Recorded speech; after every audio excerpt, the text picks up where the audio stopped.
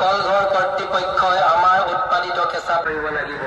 অন্যথা PPCৰ অনুমোদিত কীটনাশক ঔষধ সঠিক পৰিমাণত প্ৰয়োগ কৰি আমাৰ উৎপাদিত কেঁচা আমি আমাৰ ক্ষুদ্ৰ চাহ খেতিয়কসকলক সদৌ অসম ক্ষুদ্ৰ চাহ খেতিয়ক সন্থা যোৰহাট জিলা সমিতিৰ অন্তৰ্গত 11খন আঞ্চলিকত আজি একেটা সময়তে আমি সজাগতামূলক শোভাযাত্ৰাৰ আয়োজন কৰিছোঁ।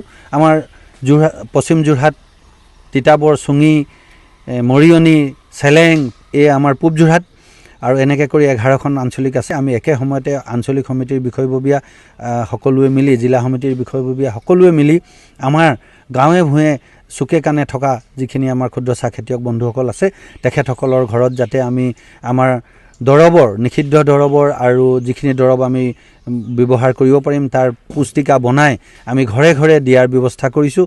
আৰু আমাৰ সকলো খেতিয়ক বন্ধুক আমি সজাগ কৰিবলৈ চেষ্টা কৰিছোঁ যে আমি কেনেধৰণে আমাৰ বাগান পৰিচালনা কৰিব লাগিব আৰু কেনেধৰণে আমি গুণগত চাহপাত উৎপাদন কৰি আমাৰ বিশ্ব বজাৰত আমাৰ অসমৰ সুনাম সদায় অটুট ৰাখিবৰ কাৰণে আমি চেষ্টা কৰি গৈছোঁ। 1 জুনৰ পৰা বটলিপ এছ'চিয়েশ্যনে যিটো সংকাৰ দিছে আমি ক্ষুদ্ৰ চাহ খেতিয়কৰ কেঁচাপাত নলওঁ বুলি, সেই ক্ষেত্ৰত আমাৰ বটলিপ ফেক্টৰীবিলাকৰ লাইচেঞ্চিং অথৰিটি যিখিনি আছে, অসম চৰকাৰ আছে, ভাৰত চৰকাৰ আছে, টি বোৰ্ড আছে, টি বোৰ্ড অফ ইণ্ডিয়া, গতিকে তেখেতসকলে বিবেচনা কৰিব।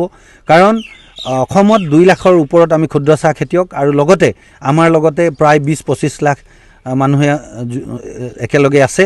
আমি নিজৰ কৰ্মসংস্থাপনত কৰি আমি অসমৰ যি অৰ্থনীতিত অৰিহণা যোগাই আহিছোঁ, গতিকে এখেতৰ আমাৰ মানুহখিনিৰ ওপৰত চৰকাৰে নিশ্চয় ব্যৱস্থা কৰিব আৰু আমাক ৰক্ষণাবেক্ষণ দিবৰ বাবে চৰকাৰ, ভাৰতীয় চাহ বোৰ্ড সকলোৱে সহায় কৰিব।